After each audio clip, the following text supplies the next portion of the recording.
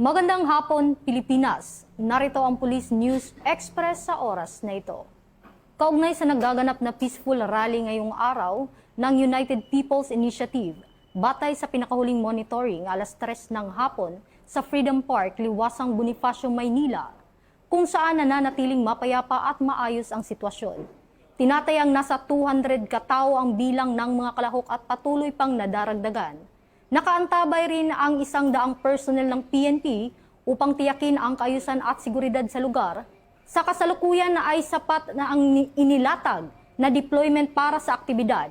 Ayon sa organizers, inilipat ang oras ng programa at nakatakdang isagawa mula alas 4 ng hapon hanggang alas 11 ng gabi. Sa kabila ng maulang panahon, nananatiling maayos at kontrolado ng mga otoridad ang sitwasyon. At walang naitalang anumang insidente sa lugar. At yan muna ang update sa oras na ito. Para sa napapanahong balitang pampulisya, laging tumutok sa Police News Network. Alagad ng batas, tagataguyod ng balitang pulis. Ako po si Patrolwoman Resalie Umalay. Bagong PNP para sa bagong Pilipinas. Serbisyong mabilis, tapat at nararamdaman.